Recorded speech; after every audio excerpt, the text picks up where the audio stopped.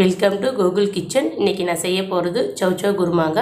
இது இட்லி, தோசை, சப்பாத்தி, ரைஸ்க்கெலாம் ரொம்பவே சூப்பராக இருக்குங்க. வாங்க எப்படி செய்யலான்னு பார்க்கலாம். நம்ம வீடியோக்குள்ளே போகிறதுக்கு முன்னாடி நம்ம சேனலை மறக்காமல் சப்ஸ்கிரைப் பண்ணுங்கள். கூடவே பக்கத்தில் இருக்கிற பெல் பட்டன் ஆல் கிளிக் கொடுங்க.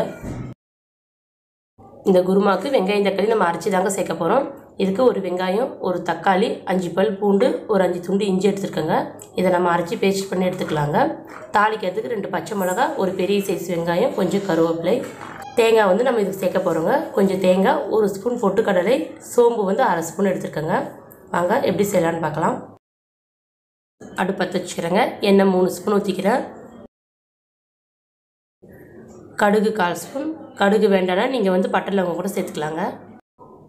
கடுகு நல்லா பொரிஞ்சு வருதுங்க. சீரகம் 1/4 ஸ்பூன் சேர்த்துக்கிறேன். 2 பச்சை மிளகாய், கட் பண்ணி வச்சுருக்க ஒரு வெங்காயம், கூடவே கொஞ்சம் கருவேப்பிலையும் சேர்த்துக்கிறேங்க. வெங்காயம் நல்லா வதங்கி வரட்டுங்க.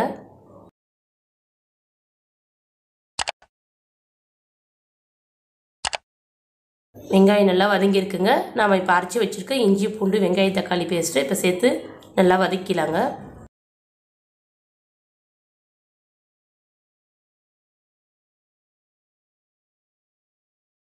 அடுப்பை சிம்மில் வச்சு நல்லா வதக்கிக்கலாங்க.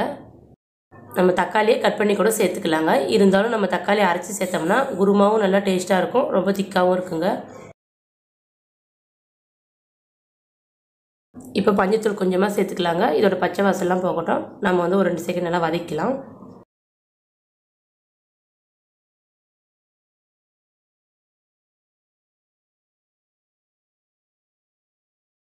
சவ் சவ் 1 எடுத்துருக்கேங்க.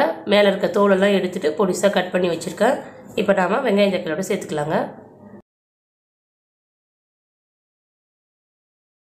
தேவையான அளவு உப்பு. இப்போ காயெல்லாம் நல்லா இது கூட சேர்த்து நல்லா வதக்கலாங்க.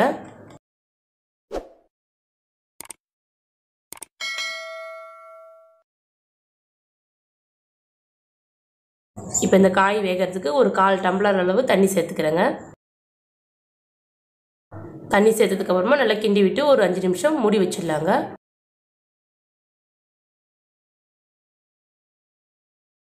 காய் வந்து பாதி அளவு நல்லா வெந்திருக்குங்க. இப்போ இது கூட குழம்பு மிளகாய்த்தூள் 2 ஸ்பூன் சேர்த்துக்கிறேங்க.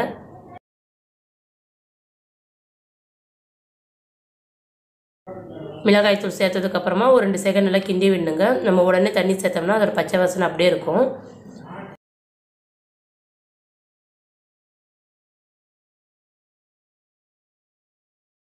இது கூட இப்போ 2 டம்ளர் அளவு தண்ணி சேர்த்துக்கிறேங்க. குழம்பு ஒரு 7 நிமிஷம் கொதிச்சு வரட்டுங்க. நம்ம அதுக்கப்புறமா தேங்காவை சேர்த்துக்கலாங்க. குழம்பு நல்லா கொதிச்சு வந்ததுக்கப்புறம் அரைச்சி வச்சுருக்க தேங்காய், பொட்டுக்கடலை, சோம்பு இப்போ நான் சேர்த்துக்கிறேங்க. இப்போ தேங்காய் விழுது சேர்த்ததுக்கப்புறம் ஒரு 2 நிமிஷம் கொதிச்சா போதுங்க.